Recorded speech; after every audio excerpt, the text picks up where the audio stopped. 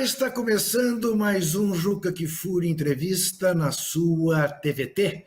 Hoje com a satisfação de receber meu colega, meu companheiro, jornalista de longa data, Luiz Nassif, que está lançando mais um livro para esclarecer aquilo que fica muitas vezes obscuro na cabeça das pessoas. Luiz Nassif está lançando A Conspiração da Lava Jato, o jogo político que comprometeu o futuro do país. O futuro do país comprometido pela Operação Lava Jato, pela editora Contracorrente. Antes de falar especificamente de mais este livro de Luiz Nassif, parodiando Carlos Drummond de Andrade, e agora, Luiz? E agora, José? A democracia acabou, a civilização ocidental esvaneceu, e agora, José? É impressionante que imaginar alguns anos atrás que a gente ia viver, que nós estamos vivendo agora. Né? O que mostra que foi...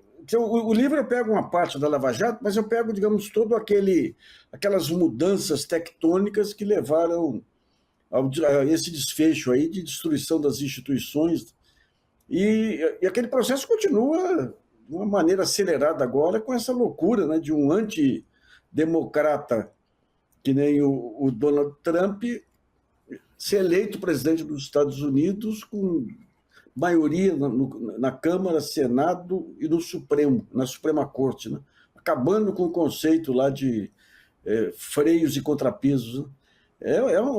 É um final complicado, né? Ainda mais que do outro lado a China traz um modelo vitorioso, mas nenhuma potência abre mão sem uma guerra no meio.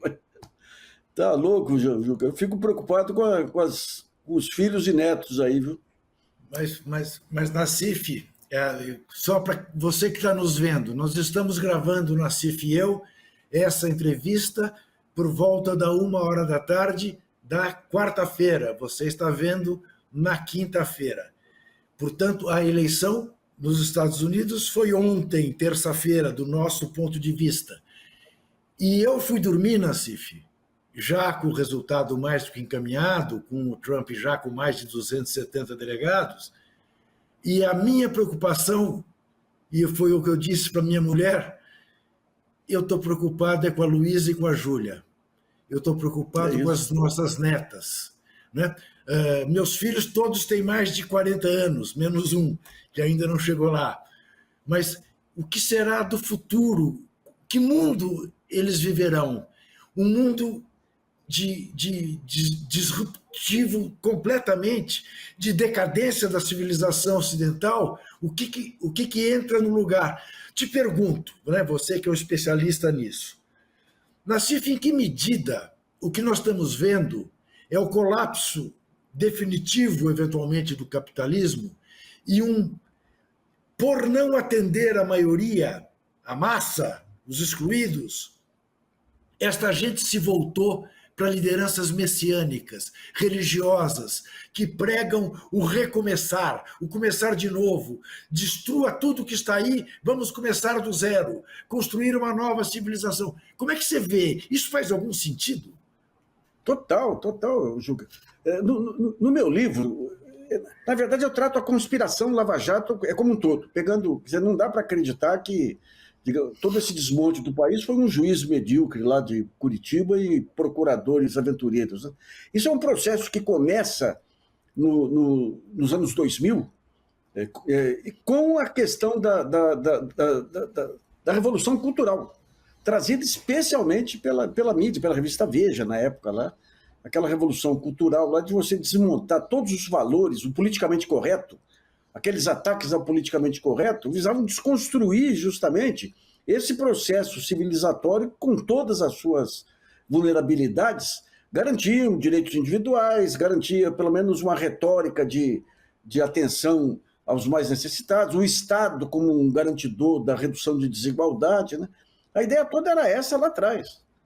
Então começa o negócio, esse jogo lá atrás, em função de dois fatores disruptivos aí, né? Aliás, você fala dessa questão da ficção.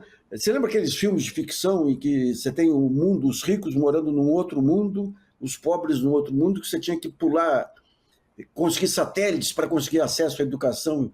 Estamos caminhando por conta disso. O que aconteceu? Uma baita de uma financiarização que vem lá dos anos 80, o grande capital crescendo de uma forma estúpida aí, tendo influência sobre os estados nacionais, sobre os partidos nacionais. Essa história da democracia americana, você tinha partido republicano e democrata sendo governados, aí, sendo dirigidos aí por grandes bilionários dos dois lados aí, né? E nós temos aí, na eleição do Obama, nós temos um divisor de águas. É quando, pela primeira vez, os dois lados descobrem as guerras digitais. Os republicanos aí, através do Murdoch, da Fox News, divulgando notícias falsas e espalhando pelas redes sociais. E os democratas fazendo militância digital. E os dois lados percebem o enorme poder de desestabilização dessa nova força aí, que é a força digital. E eles vêm para todos os lugares. O Brasil, as primeiras operações aqui de desestabilização foram os democratas, os bilionários do bem aí, que estimularam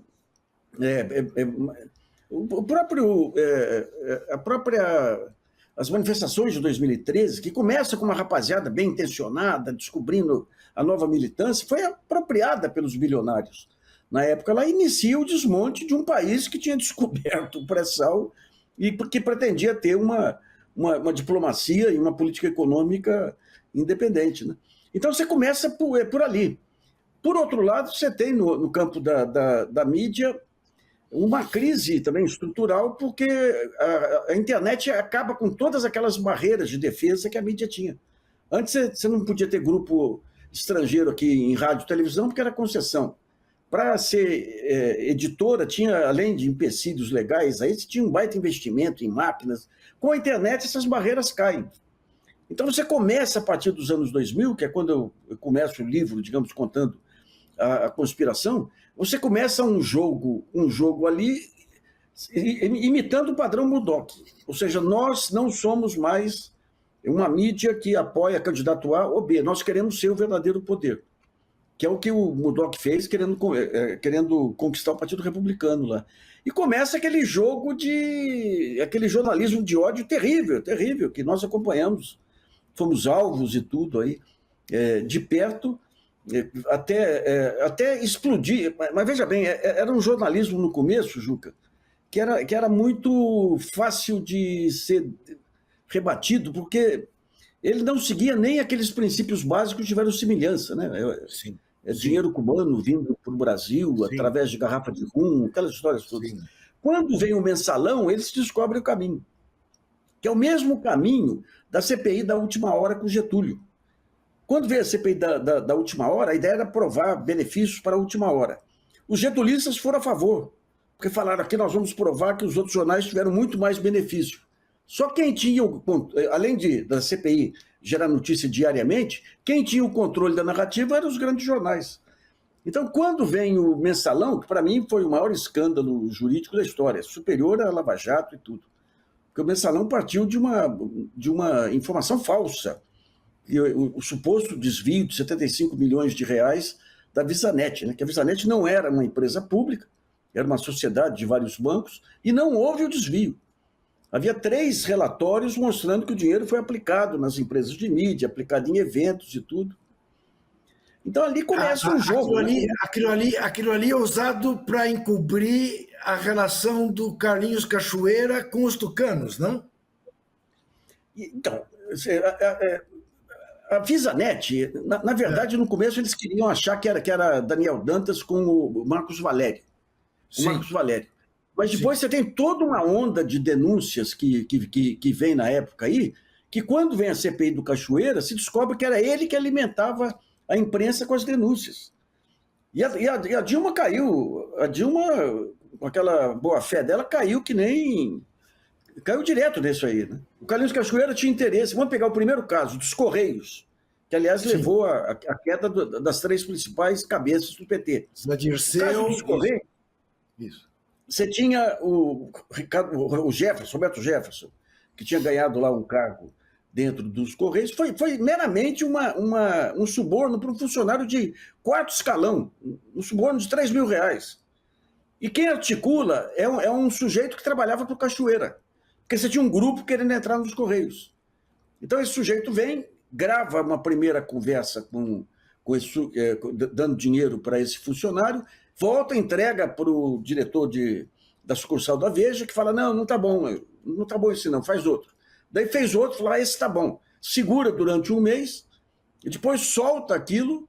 O Roberto Jefferson vem para dizer que aquilo ele achou que foi o Dirceu que tinha soltado a matéria, faz aquela denúncia meramente declaratória.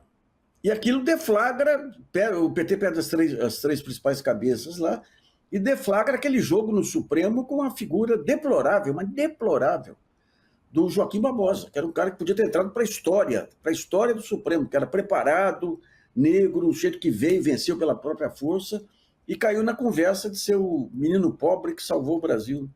Então ali você começa um racha no governo que o Lula consegue driblar brilhantemente. Aí quando vem a crise de 2008, ele se sai bem, mas ninguém aprendeu com aquele ensaio de golpe que foi o Mensalão, né? Descuidou-se do Supremo novamente, descuidou-se da Procuradoria-Geral da República. Deixa eu só te interromper. Você falou de três. Zé Dirceu, Guxiquem e quem é o terceiro? Genuíno. Ah, tá. Okay. O Genuíno, que tinha aquela noção de projeto de país, tinha montado, inclusive, um curso junto com o Janot, que era presidente da escola do Ministério Público, que trazia militares, para pensar um país grande. Né? O Genuíno foi nessa também, né? E dali, isso aí empurra com a barriga durante 2010, o Lula consegue eleger a Dilma e volta quando surge a CPI do Cachoeira, mostrando as ligações do Roberto Tivita com Carlinhos Cachoeira e tudo. A Veja retoma o caso do Mensalão e pressiona o Supremo para fazer o julgamento. E daí nós tivemos um julgamento mais parcial da história, né? Aliás, o Supremo é um garantidor da democracia. Agora fiquei muito em dúvida com o meu capítulo sobre o Supremo, mas ele foi peça central aí no desmonte das instituições e da democracia. E tudo isso por quê, Juca? Você que acompanhou muito bem lá desde as diretas. As diretas, elas definem duas alternativas de governabilidade aqui. O PSDB, que surge do MDB autêntico, e o PT. As duas alternativas. E você tem aí um pacto que surge desde o início, lá entre Supremo, PSDB, mídia e tudo. Quando o Lula é eleito e traz o PT para o centro, para a social-democracia, tira o espaço do PSDB. E você tem a morte do Covas, a morte do Franco Montoro, tudo, e o PSDB quem assume é Serra e Aécio. E ali começa esse jogo aí de sangrar o PT para permitir uma vitória futura aí do PSDB, né? Isso aí vai até 2014. 2014, a Dilma muito desgastada, mesmo assim vence, e quando vence, o Aécio dá o apito de cachorro lá para o golpe, né? E o golpe vem e se mantém essa aliança até 2018. Não dá para esquecer que o Supremo impediu até a entrevista do Lula em 2018, impediu que o Lula se candidatasse. Só quando veio o fantasma do Bolsonaro é que eles acordam. Mas em torno disso, eu peguei vários personagens que atuam também de maneira objetiva aí nessa destabilização brasileira, sabe? O Partido Democrata, que falei com bilionários bancando aqui, ONGs, bancando MBLs da vida e tudo. Você tem grupos paracriminosos internacionais, aqueles grupos empresariais que navegam na fronteira da legalidade. A Associação dos Rifles dos Estados Unidos, por exemplo, que banca aqui Bolsonaro. A máfia dos cassinos de Las Vegas. A máfia das mineradoras que montam lá o Atlas, não sei das quantas, que financiam o MBL, né? Então, tudo isso vem. Tem um outro agente relevantíssimo aí, que são os neopentecostais, que eu mostro a origem, que vem lá atrás do relatório Rockefeller de 69. O Rockefeller, que talvez seja o maior estadista capitalista aí, americano, ele vem ao Brasil, ele tinha muita ligação com o Brasil, e vê que com a descoberta do radiotransistor, era possível você fazer com que as pessoas de locais afastados tivessem acesso a informações do que ocorria no centro. Ele achou que isso seria uma arma terrível nas mãos da teologia da libertação. Então ele faz um relatório, esse relatório é meio místico aí, o pessoal acha, mas eu consegui uma cópia do relatório numa universidade americana, recomendando ao Departamento de Estado que atendesse a esse misticismo brasileiro com religiões que fossem de acordo com os valores americanos, meritocracia, esse negócio tudo. E daí eles passam a estimular os neopentecostais, e esse controle se consolida quando João Paulo II e o Ratzinger lá fecham o pacto com o governo Reagan e acabam com a teologia da libertação. Então é tudo. Os militares, eu pego desde a ultradireita entrando entre os militares e os negócios militares também, né? Dos quais o grande ator aí para os negócios militares é o Tarcísio de Freitas. O Tarcísio, a Dilma quer limpar o DENIT, que era um dos focos de corrupção, e chama um general e pede, achando que se levasse militar lá ia limpar. E chama um general que pede uma indicação, e o general leva o Tarcísio de Freitas. O Tarcísio passa a passar as obras do DENIT para ONGs e empresas ligadas a militares, além de escândalos lá de licitações de tecnologia da informação. Então, o livro eu peguei de uma maneira abrangente todos esses personagens, o grupo militar do Haiti, por exemplo, só para te dar uma ideia lá. O Haiti, você tinha esse grupo do Haiti, que vai para o Haiti, eles tinham ligações com aquela igreja, aquele pastor que tentou vender as vacinas, o pastor que tentou vender as vacinas e tudo. Esse pastor tinha um portal com uma série de símbolos lá para dar a entender que ele era representante da ONU e tudo. E o diretor, ou vice-diretor dele, era um sujeito que tinha um CAC, um clube de caça e tiro aí, que deu aula para o pessoal do Haiti, aula de explosivos aí para o pessoal do Haiti. E tem uma empresa de prestação de serviços que tem contratos, ampliou o número de contratos com hospitais militares. Bom, eles vão lá para o Haiti. Tempos depois, o Braga Neto vem na GLO aqui e tenta comprar coletes de um americano. Daí a gente vai atrás do americano. Quem que é o americano? É um venezuelano, ex-militar venezuelano, que vai para os Estados Unidos, montou uma empresa de mercenários, para fornecer mercenários, e esse sujeito foi para o Haiti e assassinou o presidente do Haiti. Esse é o sujeito que vendeu os coletes para o Braga Neto.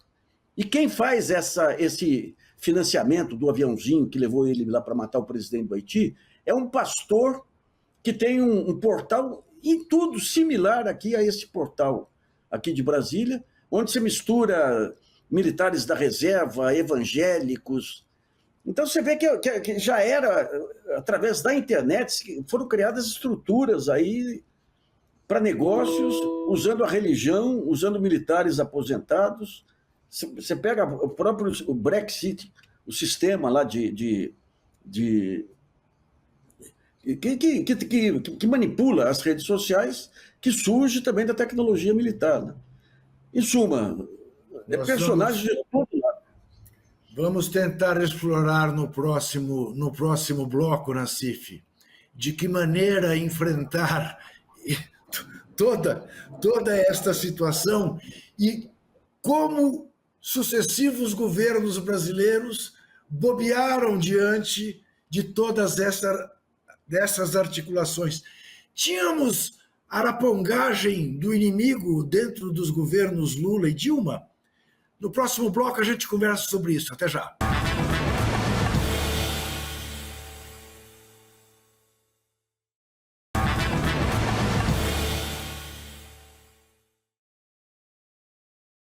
Converso com o jornalista e escritor Luiz Nassif, que está lançando pela editora Contracorrente A Conspiração da Lava Jato, o jogo político que comprometeu o futuro do país.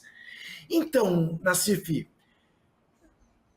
dentro do governo Lula, dentro mais especialmente do governo Dilma, tínhamos arapongas trabalhando contra esses governos. O Itamaraty bobeou diante dos óbvios interesses dos Estados Unidos no pré-sal, no petróleo brasileiro, para promover todo o desmonte que você descreve, né, das grandes empreiteiras brasileiras, das grandes construtoras, né? Eu queria que você se aprofundasse nisso. Você teve de todo lado aí, né? O governo Lula, eu sempre brinco que Jesus olhou para o Brasil e falou: puta, tem um ex-operário lá que está reduzindo a fome, vou dar uma chance para ele. Então mandou um mensalão para mostrar como que se dá um golpe. E não se aprendeu nada. O Lula, como ele saiu bem, ele achou que a intuição dele ia resolver tudo. Então, quando ele recompõe, ele e a Dilma, o Supremo, eles não têm a menor preocupação em colocar pessoas alinhadas politicamente, não digo nem ideologicamente, o juiz supremo não tem que ter ideologia, mas politicamente alinhadas com eles. Então traz o Luiz Roberto Barroso, traz o Luiz Fux, que foi uma pressão direta da Rede Globo, e traz o Fachin, que o Lula não queria no começo, a Dilma busca. A Dilma teve condições de escolher ela Vieco, que era a segunda da lista tríplice da Procuradoria-Geral da República, reconduz o Janot. Então, você não aprendeu nada. E a Dilma, de cara, quando começa o jogo de desgaste, em que consistia o jogo de desgaste? Porque ela entra e é vendido o peixe que ela seria a faxineira do Brasil, acabaria com a corrupção brasileira. Essa corrupção estava sintetizada aí no presidencialismo de coalizão, desenvolvido por Fernando Henrique, que o Lula levou adiante para garantir a governabilidade. Então ela cai nas mãos aí dessa parceria Carlinhos Cachoeira-Veja. O Carlinhos queria tirar alguém de uma área lá, fazia uma denúncia, a Veja dava capa, não falava que era Carlinhos Cachoeira a fonte, a Dilma tirava a pessoa, reduzia a sua base de apoio e o Carlinhos conseguia alguém ligado a ele lá. Quando vieram as manifestações de 2013, olha, 2 meses antes das manifestações, 3 meses, eu escrevi um artigo dizendo que a Dilma estava com 60% de popularidade, que ela ia despencar.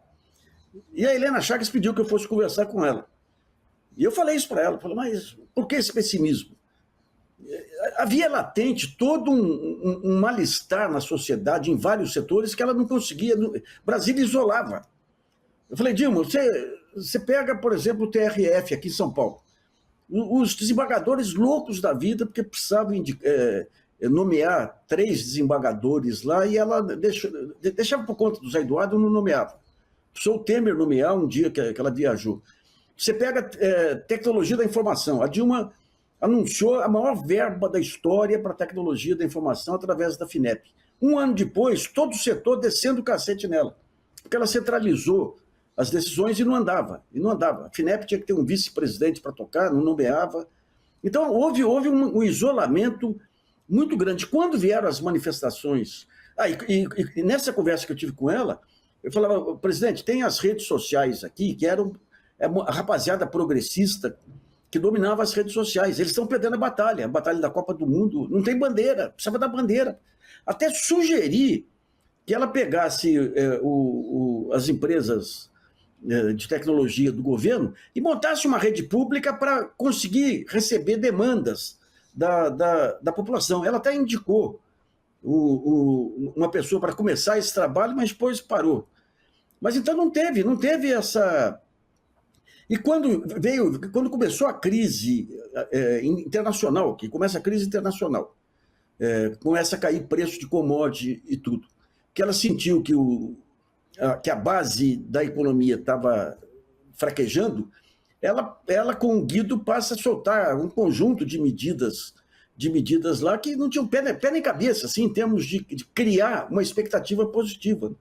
Quando veio a crise de 2013, por exemplo, ela, depois de muito tempo, levou os organizadores aí das manifestações no palácio e tratou com um desprezo. Eles saíram de lá mais irritados do que chegaram lá, sabe? O próprio Haddad aqui, quando saiu a tarifa zero, eu tive uma conversa com ela no mesmo dia. Eu falei, Haddad, essa rapaziada é aliada sua. Chama para conversar, abre os números aí das empresas de ônibus. Mas você tinha um processo que, esse isolamento do governo, nós entregamos o melhor para a população, mas não queremos que haja envolvimento da população em cima disso. Então, criou-se um vácuo aí que quando veio o terremoto mais à frente, você não tinha como segurar. Tanto que entra o Temer... E tinha nesse período já, quer dizer, uma articulação do Temer para atraí-la? Sim, tinha. Mas você vê, eu fiquei um tempo acreditando que o Temer era leal, baseado no ex-marido da Dilma, que as pessoas me diziam que era um grande analista político, um ótimo cara, mas não era um grande... Hã? Carlos Araújo. Carlos Araújo, que era um grande cara, mas não era um grande analista político. Né? E o Temer estava envolvido. Você pega essa questão a ponte para o futuro, que foi o começo do desmonte todo de política pública, foi feito no período Dilma aí, com o Temer participando. Tanto que quando o Temer entra, já tem de cara a ponte para o futuro, aí para começar o desmonte das políticas sociais, desmonte do Estado, todo esse ângulo, né?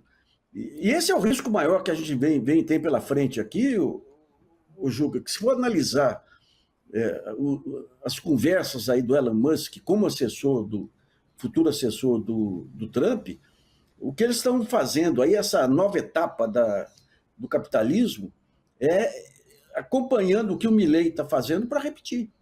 O Milei está sendo... Esse é um ponto complicadíssimo. Sem dúvida, mas e aí queria te ouvir sobre isso, porque não é só o Milei, né, Nassif? Se a gente olhar, você vem da Hungria, né, um modelo para o qual o Trump olha com muita atenção, né, inclusive de absoluto controle da mídia húngara, né?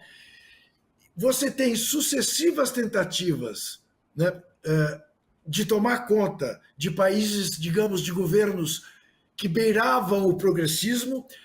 A França é um exemplo, conseguiu-se evitar, meio que conseguiu-se evitar, porque depois o Macron faz a molecagem que fez. Aqui no Brasil, consegue-se uma resposta, mas, em regra, Nassif, a direita está ganhando em todos os lugares.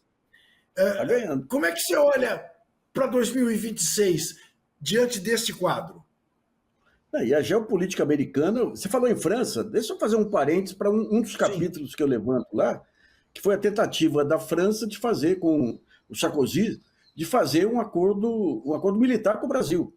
A França oferecia o Rafale, que era da Dassault, que era um dos jatos mais avançados, o submarino nuclear, que começou a ser tocado, e a questão de satélites também, de satélites. Uma baita pressão para os Estados Unidos para vender o FX, o X-15 lá, o F-15, e que a Dilma, quando veio a espionagem americana em cima da Dilma, a Dilma não aceita. E daí um brigadeiro, como é que ele chama? Era um brigadeiro, comandante da aeronáutica japonês, de ascendência japonesa, ele força para ir o Gripen, que é um caça sueco, mas que tem a aviônica americana, ou seja, a subordinação seria a mesma. E daí o que acontece? Você tem aquele Stephen, aquele procurador suíço, parceiro da Lava Jato, que o Janot queria, quando ele aposentou, ou foi expulso, o Janot queria contratar, ele vem ao Brasil e levanta aqui, junto a São Paulo, um conjunto de operações ligadas ao metrô e compromete o Sarkozy. Mas Lava Jato lá. Fazem um baita de um carnaval de prender pessoas para querer declarações. Até chegar ao ponto em que a França é obrigada a vender uma turbina dela, aí, que era a turbina mais relevante, que ia garantir o submarino nuclear, para a GE, da Alstom para a GE, com o apoio do Macron. Depois, quando a GE entrou em crise, voltou. Daí o Macron já tinha mudado um pouco de opinião. E nesse ínterim, eles fazem uma das das cenas mais escabrosas da Lava Jato, que foi a prisão do Almirante Otto. Aquela prisão do Almirante Otto foi terrível. Vai um grupo de procuradores para os Estados Unidos para levar provas contra a Petrobras. Na época eu escrevi para um deles, que eu tinha confiança, eu falei, pô, como é que é isso? Vocês vão levar provas contra a Petrobras? Tinha que ir à AGU para defender a Petrobras. Daí ele desconversou, eles voltam, um mês depois prendem o Almirante Otto. Eu escrevo para ele, pô, vocês foram buscar informação contra o Almirante Otto? Ele falou, posso garantir que não saímos daqui com essa intenção. Ou seja, voltaram com essa intenção. E daí eu fui mapear por onde que andou o Janot. Ele vai visitar uma advogada do Departamento de Justiça, que até ir para o Departamento de Justiça trabalhava no maior escritório de advocacia que servia o setor nuclear americano. E daí, quando começam as intervenções aqui no Brasil, você tinha os grandes escritórios de advocacia americanos ligados ao Departamento de Estado, Departamento de Justiça, assumindo o controle das nossas empresas. Escritórios de advocacia na Petrobras, na JF, na Embraer, na Odebrecht, e tudo orientado aí pela Ellen Grace, aí uma ex-ministra do Supremo, aí, que fez acordos escandalosos. Fizeram um acordo com a Eletrobras que ganharam 200 milhões de reais e levantaram uma corrupção de 20 milhões que nem eles levantaram, foi o próprio sistema interno da Eletrobras. Então, tudo isso... Agora, quando você fala em 2026, o que nós temos aí é um avanço. Se o Lula não levantar uma bandeira unificadora aí do discurso, ele está muito amarrado, né? Vai ficar mais amarrado ainda com o Trump. Mas o presidente da República, ele tem outros instrumentos além do orçamento. Ele tem a capacidade de articular as empresas públicas. O Brasil ele tem um potencial, Juca, que são os movimentos sociais e as organizações que se espalham por todo o Brasil. Pega a MST, pega a Associação Comercial, a estrutura, pega o cooperativismo, pega Sistema S, pega a estrutura da Caixa, Banco do Brasil, Correios e tudo, que se tivesse imaginação criadora no Ministério, dava um banho e criaria aquela grande bandeira, que é a bandeira antidireita. A direita é o individualismo. Empreendedorismo, você vai resolver sua vida com a religião. O progressismo é a cooperação, é o trabalho cooperativo. O Lula faz discursos excelentes sobre a cooperação, mas não adianta o discurso em si. Você tem que ter ações objetivas que mostram que a cooperação dá resultado, melhoram a vida das pessoas, muito mais do que esse individualismo exacerbado. Mas eu não estou vendo até agora sinal de que o governo está conseguindo se desvencilhar aí dessas amarras, aí, desse mutismo. Ao contrário, né? Ao contrário, né? Quer dizer, o que se vê é um esforço muito grande para trazer para o centro, né? Como se reforçando esse discurso do empreendedorismo, do individualismo, né? Do consumerismo, né? E pouca aplicação na cidadania. E aí eu te pergunto, teremos um novo presidente da Câmara dos Deputados. Um novo ou mais do mesmo? É mais do mesmo. Agora você vê, o Lira consegue amarrar o governo porque ele segura um pouco aí a ultradireita. Daí fica dono do orçamento. Daí quando você pega a estratégia, o mercado financeiro, a Faria Lima, chantageia o governo. Essas altas que tem no dólar aí são coisas de cartel, é crime econômico. E você não tem ninguém, nem CAD, nem... O Tribunal de Contas ameaçou investigar e não avançou, nem Banco Central. Então é uma molecada que atua impunemente. E daí você tem uma estratégia de tentar, aos poucos, desarmar o poder da Faria Lima, uma estratégia lenta e gradual, porque se atrasa 3 dias o anúncio de cortes, aí a Faria Lima joga o dólar para cima. Mas é muito lenta. E quando chegar em 2026, o Lula acha que pode repetir 2008. Ou seja, faz um governo conservador e tudo, no último ano você colhe os frutos aí. Só que em 2008, 2010 você teve um aumento das cotações de commodities aí que jogaram dinheiro no cofre do governo e teve uma crise internacional que permitiu ao Lula sair unindo o país, né? Então você não repete 2008 agora, né? Então o risco é chegar a 2026 com as forças progressistas totalmente desanimadas, sem trazer resultado. Você vê, os indicadores macroeconômicos estão bem. Percepção de bem-estar da população está mal. Que nem os Estados Unidos. Porque você não tem o desenho do futuro. Mas aí é que está. Quer dizer, o que você está dizendo vai além da questão da comunicação, né, Nassif? Sim. Trata-se de um projeto. É isso. Por exemplo, você tem. Vamos pegar. Eu comecei a escrever sobre a questão de plano de metas. O governo tem que ter um plano de metas para articular as ações. Chega até a mostrar como que foi com o New Deal do Roosevelt, a maneira como ele montou, o plano de metas do Juscelino. Daí o Lula, quando teve a 5ª Conferência Nacional de Ciência e Tecnologia, ele pediu para os cientistas um plano de metas. Mas pediu, você não vê o que está acontecendo. Pega esse negócio de pequena empresa. Lá atrás, no segundo governo Lula e no primeiro Dilma, você teve ações muito relevantes em favor das pequenas empresas, que não se dava o nome de empreendedorismo, mas ações muito relevantes, de juntar o pessoal de ciência e tecnologia para apoiar a pequena empresa, de reforçar os arranjos produtivos locais. A Petrobras montou um sistema que ela pegava aquelas plataformas dela, que tem alta tecnologia, identificava setores específicos, fazia uma seleção de uma pequena empresa de componente tecnológico, e se a empresa passasse, a Petrobras entrava como sócia dela naquilo. As universidades aqui, elas passaram a divulgar, as fundações de amparo à pesquisa, FINEP, tudo, tinha um trabalho excelente com o Sebrae e tudo. De repente, você vem aqui, o ministro das pequenas e microempresas vai lançar um grande plano que vai ser uma linha de financiamento para pequena e microempresa. Ou seja, eles não têm ideia da capacidade que é você articular todos esses setores que compõem o país.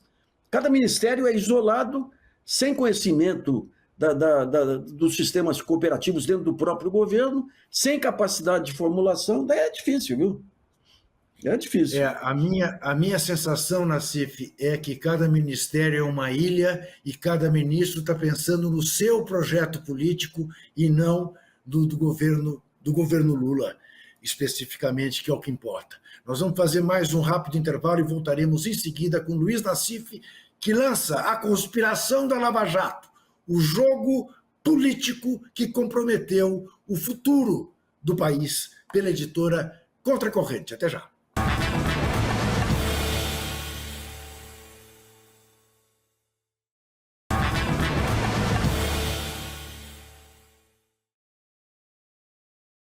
Converso com o jornalista Luiz Nassif, volto a dizer que está lançando A Conspiração da Lava Jato, o jogo político que comprometeu o futuro do país, pela editora Contracorrente. Voltando especificamente ao livro, Nassif, em que medida você acha que o julgamento da ação penal 470 na televisão colaborou para todo aquele circo que a gente acabou assistindo? Quando você começou com a TV Justiça, aquelas transmissões em aberto, e ao mesmo tempo as redes sociais trazem o conceito da celebrização de pessoas, ali foi um horror. Porque a mídia tinha duas maneiras de coagir os ministros. Uma, através da ameaça. Você pega aqui o Lewandowski, que sofria escrachos aqui em aeroporto e tudo. E outra, através da lisonja. Você lembra a Carmen Lúcia? Carmen Lúcia, cada frase que fazia, que ela falava, virava manchete de jornais. Ela virava candidata a presidente só com aquelas frases que depois tem um capítulo do livro que eu mostro que ela contratou um assessor que tinha um blog de frases feitas. O outro ponto foi a ameaça. Eu tenho um capítulo sobre as chantagens sobre o Supremo. A própria Carmen Lúcia, quando ela assume a presidência do Supremo, saiu uma nota na coluna do Anselmo. Carmen Lúcia precisa tomar cuidado porque comprou uma casa a um preço inferior de um ex-assessor do Carlinhos Cachoeira, só aquela nota. Ela muda, não acontece mais nada, não sai mais nenhuma nota, e no final do ano ela é premiada com gente que faz. A mesma coisa ocorreu com o Barroso. Barroso, um grupo lá de Curitiba, fez um dossiê envolvendo a sogra do Barroso. Não era nada que mostrasse crimes. Ela era empreiteira também, tinha parcerias com Odebrecht e tudo, eles tentavam criminalizar isso, não tinha nada que criminalizasse. Na época ele me chamou em Brasília, porque quando ele entrou eu defendi muito ele lá, era garantista, né? E falou, você que chato. E mandaram para a Veja, e daí o Augusto, nossos ex-colegas Augusto Nunes e Reinaldo Azevedo arrasaram com ele lá, mas baixaria mesmo. E ele fala, olha que é desagradável o que está acontecendo. Ele fala, mas ministro, isso aqui quem conhece sabe que isso aqui não tem substância e quem está no seu cargo está sujeito a isso. Não, mas é muito desagradável. E muda totalmente. Aires Brito, a mesma coisa, aparece uma denúncia com o genro dele, implicando ele, a mesma coisa. E com os outros é lisonja, né? O Aires Brito virou um grande poeta, nossa senhora. Os poemas do Aires Brito, o Joaquim Barbosa virou o menino pobre que salvou o Brasil. Então, digamos, essa visibilidade foi crucial aí para dobrar o Supremo através desses dois recursos aí, a intimidação e a lisonja. Você não livra a cara de nenhum ministro do STF. Eu, por exemplo, gosto muito do Celso de Mello. Nem ele. O Celso, eu tenho uma parceria com ele de divulgação de música aqui, e ele acabou de me mandar uma nota aqui dizendo que o Supremo não vai se dobrar ao Trump e ao bolsonarismo. O Celso foi dos poucos lá, dos poucos. Ele e o Lewandowski. O Celso... Eu não o conheço pessoalmente. Não o conheço, jamais falei com ele. Ele apenas deu uma sentença numa ação do Ricardo Teixeira contra mim, que não é por ser para mim, é uma magnífica defesa da liberdade de imprensa, da liberdade de expressão. E aquele Augusto Nunes a quem você se referiu, e que eu preferi que você não tivesse citado o nome, o chamava de pavão de Tatuí. E eu passei a chamar o Augusto Nunes de urubu de Taquaritinga. E, aliás, Luiz Nassif, foi bom você ter tocado nisso, porque, falando da mídia, aquela revista Veja horrorosa, golpista, canalha, ela vira a revista Oeste, né? Com as mesmas cabeças. Vira, igualzinho. Igualzinho. Agora você vê deixa eu te contar uma coisa aqui. Essa ação do Ricardo Teixeira. Primeiro, é julgado pelo Tribunal de Justiça do Rio. E tem um desembargador chamado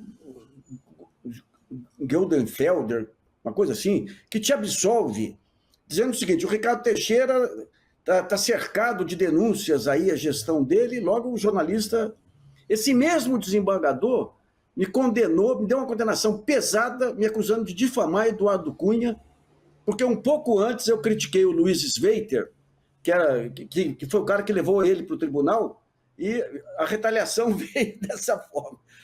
Mas o Celso de Mello, vou contar só um episódio dele, ele ia julgar um embargos de infringência aí no Mensalão. O embargo de infringência é uma maneira de você questionar alguns pontos da sentença lá, e o Globo abriu uma página para o Marco Aurélio de Mello, a Veja soltou uma capa pressionando o Celso de Mello, e o Globo abriu uma página para o Marco Aurélio de Mello fazer um artigo pressionando o Celso de Mello. E o Celso não cedeu. Agora, o Pavão, que nem diz o Augusto, é uma pessoa que está no seu anonimato, ele está um pouco doente aí, o mundo dele é Tatuí, ele me manda notas aí sobre as orquestras de Tatuí. Ele é o padrão do que deveria ser um ministro do Supremo. Fala pouco, cumpre a função dele, volta. E os outros não, os outros... Então, eu queria explorar isso com você pelo seguinte, Nassif. Você sabe, meu pai era procurador de justiça. Meu pai dizia que ministros, que juízes, que procuradores, promotores de justiça falam nos autos. Eu discutia isso muito com ele. Eu dizia, mas pai, o promotor de justiça é o promotor público, ele tem que dar satisfações públicas. E ele dizia, dentro de limites, não pode virar estrela. Bem, quando vem a TV Justiça, eu olhava e dizia, bom, agora a justiça brasileira ficará transparente, a opinião pública ganhará com isso. E o que nós vimos foi o inverso, né? Virou todo mundo ator da Globo, de novela. É isso, e suscetível a chantagens. Eu participei uma vez, em 2012, de um congresso da JUF, lá no Rio de Janeiro. E estava um colega nosso aí, que é um bom teórico aí de comunicação, falou antes, defendendo a TV Justiça, achando que era transparência. E eu falava que não, isso vai abrir a guarda do Supremo para as pressões da opinião pública. Naquela época, você lembra, a Veja, bastava uma sentença contra quem não interessasse a Veja, ela fazia denúncias contra desembargador. E a TV Justiça tornou isso muito mais suscetível de chantagens aí, né? Aí foi um horror. Aí você pega a vaidade de alguns ministros, o Luiz Roberto Barroso, a vaidade dele aí para ser apontado como o sujeito que mais faz a cabeça do judiciário. O Barroso, o que ele fez lá, de atropelar princípios básicos aí de... Porque um dos pontos de cooptação aí, Juca, é o seguinte, vinha o DHS, que era o departamento que juntou toda a espionagem eletrônica americana, o Departamento de Justiça de Estado fazia parceria com procuradores em vários lugares, eles alimentavam com informações. O cara ficava forte, porque tinha informações. Daí, quando vinha o inquérito, eles faziam uma parceria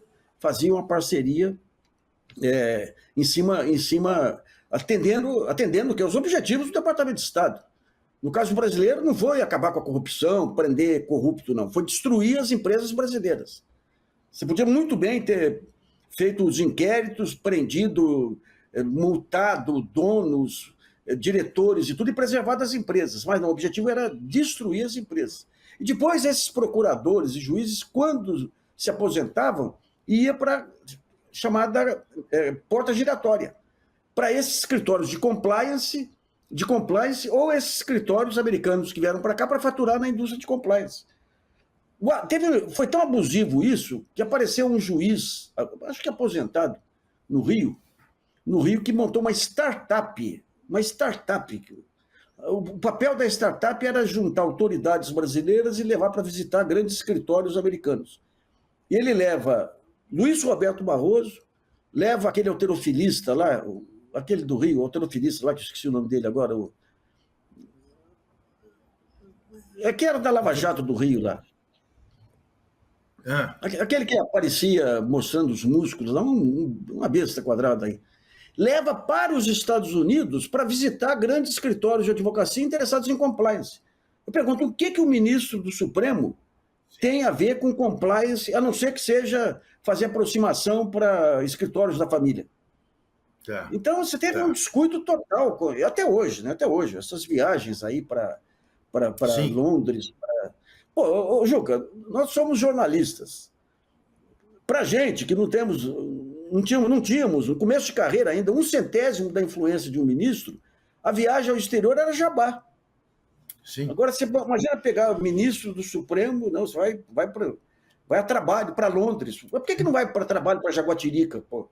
Sim. Vai trabalho para Londres, vai trabalho para Portugal. Agora, Nassif, tentando alimentar algum otimismo. Você fez uma avaliação já do que foi o período Dilma Rousseff. Muito bem. Apesar de tudo, e apesar do 7-1, né, ela acabou eleita e reeleita. Quer dizer, ela é eleita depois do mensalão, ela é reeleita apesar do 7-1, apesar de tudo. Isso permite a gente, né, diante do que aconteceu na eleição municipal, diante do que aconteceu na eleição americana, diante do que está acontecendo na Argentina, a gente olhar com alguma esperança para 2026 ou devemos preparar o lombo para voltar a apanhar seriamente com o respaldo popular, que é o mais grave, né? Que é o que acontece nos Estados Unidos. O Trump ganha, inclusive, na votação popular. Né? Sim, quer dizer, sim. Então, é autocracia autorizada. É isso. Dá para olhar para 26 com o mínimo de otimismo? O Juca, há uma grande demanda por esperança. O pessoal está desesperançado, quando você traz uma palavra de alento, você tem uma grande demanda. O que falta é o presidente da República. Você fala, pô, mas só o presidente? É só o presidente. Articular essa demanda na forma de um projeto que recompõe o sonho. Ele fez isso em 2008, 2010. O Brasil afundando aí por conta da crise internacional e ele sai aí fazendo uma união brasileira contra a crise internacional. Ele sai consagrado como o maior estadista da época lá.